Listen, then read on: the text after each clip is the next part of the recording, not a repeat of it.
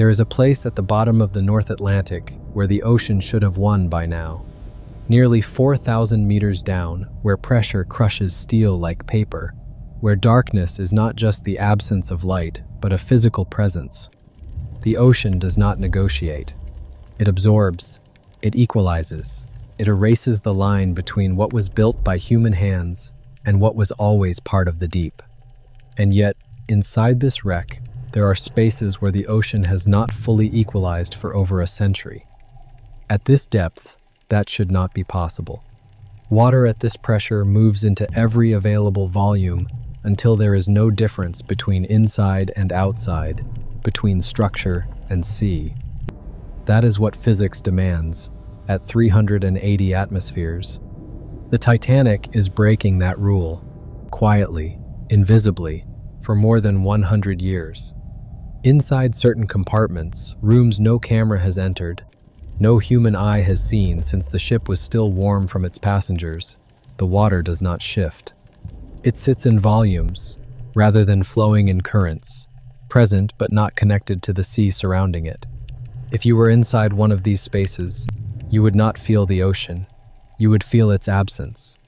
The question is, why these rooms still exist at all? And the answer changes how you think about the ocean everywhere. To understand what is happening inside the Titanic, you first have to understand where it is. The deep ocean is one of the most stable environments on the surface of this planet. Not stable like a calm lake on a windless morning. Stable like a system that has been running under the same conditions for millions of years without meaningful interruption. Temperature at this depth locks between 1 and 2 degrees Celsius and barely shifts across seasons that never penetrate this far down. Pressure exceeds 380 atmospheres, a force so immense that it changes how molecules interact, how reactions proceed, how materials deform and hold their shape or fail to. There is no sunlight here. There has never been sunlight here. Energy does not arrive from above the way it does in every ecosystem most humans have ever considered. Instead, the deep ocean runs on what sinks to it, organic material drifting down from the surface world, chemical gradients built between rock and water over geological time, oxygen delivered not by photosynthesis, but by global circulation systems so vast that they take centuries to complete a single cycle. Everything here is governed by supply, not abundance, not urgency, not the explosive chemistry of a sunlit reef or a forest floor after rain. Supply. Slow, continuous, directional supply. And when the Titanic settled onto the seafloor in 1912, it became something the deep ocean does not often encounter, a massive, architecturally complex structure that interrupted that supply unevenly, creating zones that receive it and zones that do not. That unevenness is not a detail.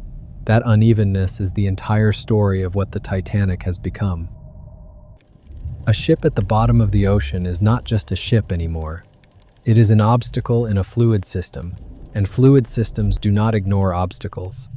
When bottom currents slow, persistent, directional forces that have shaped the deep sea floor for longer than our species has existed to encounter the hull of the Titanic, they are forced to respond. They accelerate around the bow. They slow inside open cavities. They split and reorganize into dozens of microflows that behave nothing like the broader current that generated them. What was one continuous system becomes divided the moment it meets the wreck. Outside the hull, water moves. Inside, it may barely move at all. This is not because the compartments are sealed. Most of them are not. Collapse has fractured the hull in hundreds of places. Broken windows have become open passages. Corroded seams have parted over decades to allow entry. Water is technically present in every space inside the Titanic. But presence is not the same as flow. And flow is everything in a system driven by supply. The hidden rooms were not preserved by any design. No engineer built a watertight chamber that could defy the deep ocean for a century. What happened is more accidental and more interesting than that. Debris fell across corridors. Ceilings buckled down onto floors. Steel plate collapsed inward at angles that deflect circulation without blocking it entirely. The result is a wreck filled with spaces where water entered long ago and has not meaningfully exchanged with the ocean since, where the chemistry of that trapped water has had more than 100 years to diverge from everything outside. This is where the paradox begins to explain itself, or where it becomes even harder to explain, depending on how closely you look. The outer surface of the Titanic is alive in ways that would surprise most people who have not thought carefully about what the deep ocean actually does to metal over time. Exposed steel, the bow, the hull plates, the anchor chains draped across the seafloor is in constant chemical conversation with the surrounding water. Oxygen arrives with every passing current. That oxygen drives oxidation. Iron gives up electrons to the sea, converting slowly into iron oxides, transforming the structure that once carried over 2,000 people across the North Atlantic into something that is continuously, irreversibly becoming part of the sediment below it. Microorganisms accelerate this in ways that pure chemistry alone never could. Iron-oxidizing bacteria arrived at the Titanic's surfaces not long after it settled, and they have been working without pause ever since. They colonize the steel, extract energy from the conversion of iron, and leave behind the formations researchers now call rusticles, long, fragile, orange-brown structures that hang from the wreck, like stalactites, made of chemistry instead of mineral. Some of them extend meters from the hull before they detach, fall, and expose fresh steel beneath. Rusticles are not decorative remnants of decay, they are functioning ecosystems. Communities of microorganisms operating in distinct layers, processing material, cycling nutrients, building and shedding structure in a rhythm that has been running continuously since the early 20th century. The exterior of the Titanic is ventilated, connected, and being actively worked on by life that draws its energy not from sunlight, but from the ship itself. Nothing on the outside is still, everything is in process, and the contrast with what is happening inside could not be more complete. Inside, the rules change entirely. Water enters through fractures and broken seams, but it does not move the way ocean water moves. In compartments where collapse has narrowed openings to gaps rather than passages, water enters and does not leave quickly. It pools, it stratifies. It sits in contact with steel and organic residue and settled sediment without being refreshed by the current outside. And in that stillness, a chemical transformation begins that the exterior will never experience. Oxygen is the critical variable. In open water, oxygen is replenished continuously by flow. In restricted spaces, it is consumed without being replaced at the same rate. Microorganisms respire. Oxidation reactions proceed. The concentration drops not suddenly, not in any single dramatic moment, but steadily, across years and then decades, until certain compartments reach conditions where aerobic life can no longer function at all. When oxygen disappears, a completely different chemistry takes over. Sulfate-reducing bacteria organisms that do not need oxygen and thrive in its absence begin to dominate these spaces. They use sulfate dissolved in seawater as their energy source and produce hydrogen sulfide as a byproduct. The smell of rotten eggs, generated in silence, in darkness, in a room no human has entered since the ship was still carrying life. The pH shifts. Metals corrode through mechanisms that produce iron sulfides instead of the iron oxides forming on the exterior. Organic materials, wood paneling, textile remnants, the biological residues of everything that once made this a functioning passenger liner degrade along pathways that are slower in some dimensions and stranger in others than anything happening in the ventilated zones above. These hidden rooms are not empty. They are not frozen.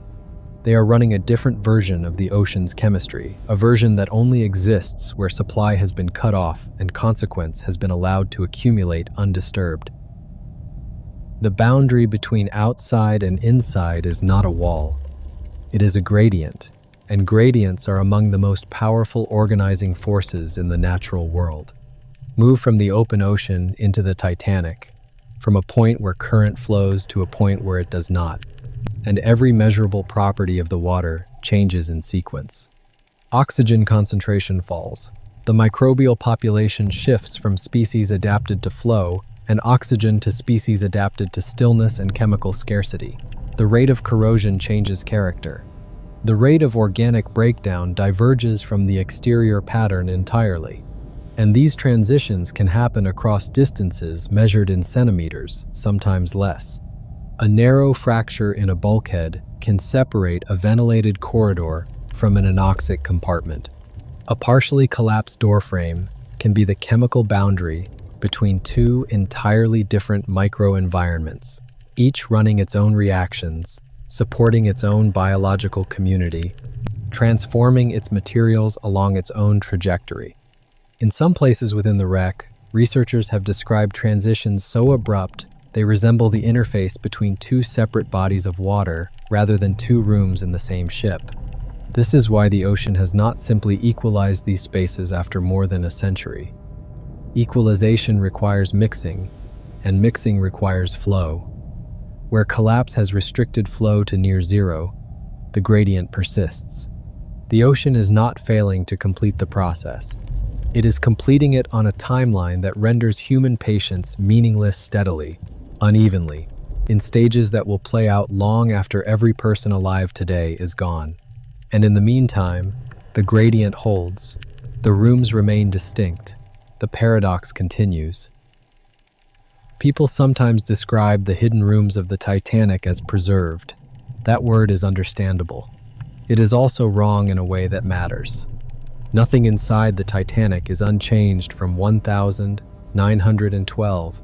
Every surface, every material, every molecule of water in those isolated compartments has been chemically transformed by more than a century of contact with the deep ocean, with microbial activity, with the slow and relentless chemistry of low oxygen environments. What restricted flow actually does is change the rate and the pathway of transformation, not stop it. And in some ways, the transformation running inside those rooms is more complete, more thorough, and more irreversible than what is happening on the exterior. A piece of wood in an oxygen-rich zone is attacked rapidly by aerobic organisms and likely unrecognizable within years of exposure. A piece of wood in an anoxic compartment may retain its visible shape far longer while being chemically converted from the inside out, its structural compounds altered, its composition rewritten, until what appears to be intact material is actually a ghost of itself, holding form while having lost almost everything that made it wood.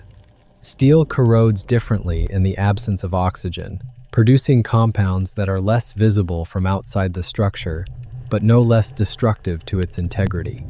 The hidden rooms are not closer to 1912 than the exterior.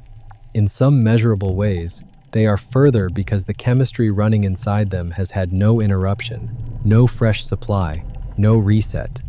Only continuous reaction with itself, cycling through its own byproducts, running on the chemical potential it arrived with, and has been slowly exhausting ever since.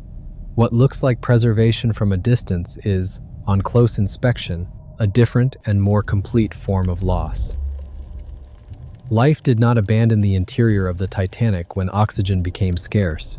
It reorganized around what remained.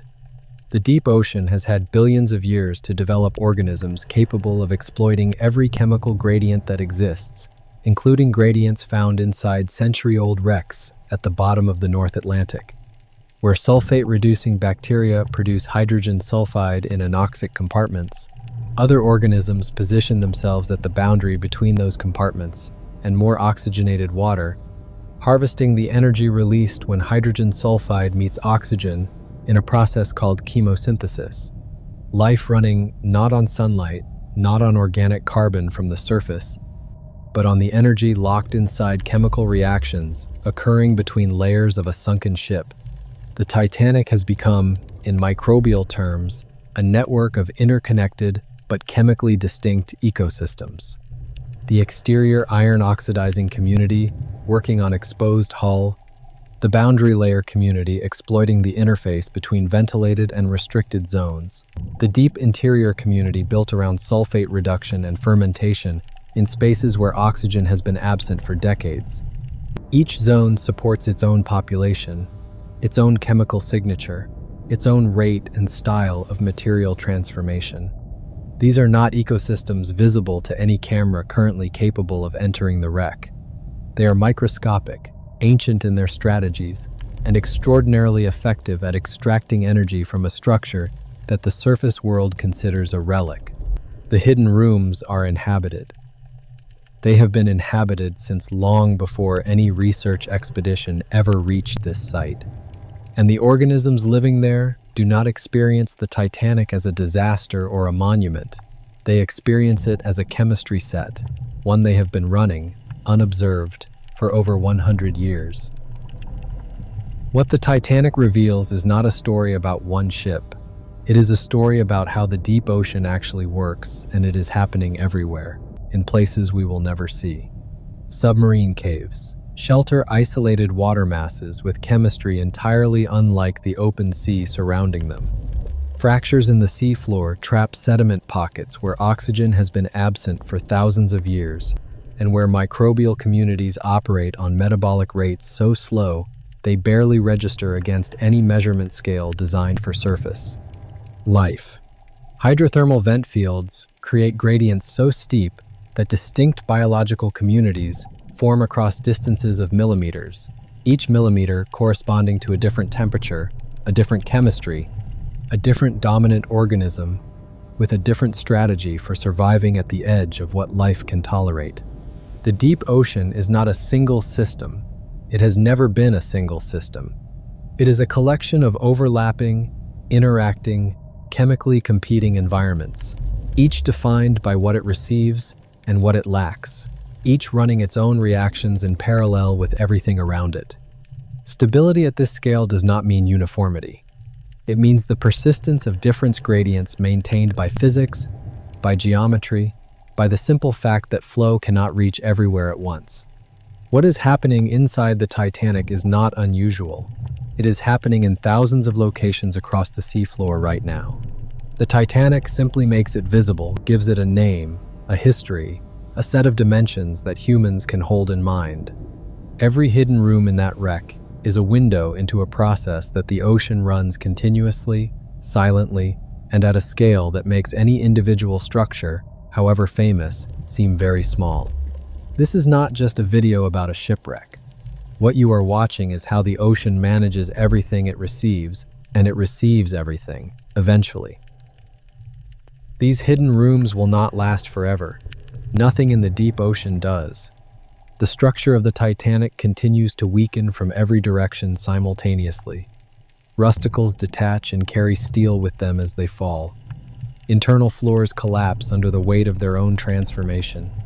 Bulkheads that have held their angle through decades of chemical assault will eventually give way, and when they do, they will open the compartments behind them, first to slow ventilation, then to the oxygen chemistry of the surrounding water, then to full circulation, then to the same exterior processes that have been working on the hull since 1912. The gradients will collapse. The anoxic communities will lose their territory. The chemical boundaries will dissolve into the broader system of the North Atlantic Deep, and what was once a distinct microenvironment will become indistinguishable from the oceans surrounding it.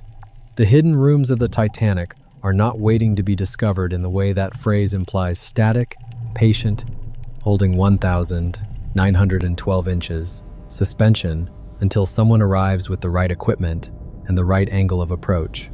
They are not holding anything in suspension. They have been transforming continuously since the moment the hull settled.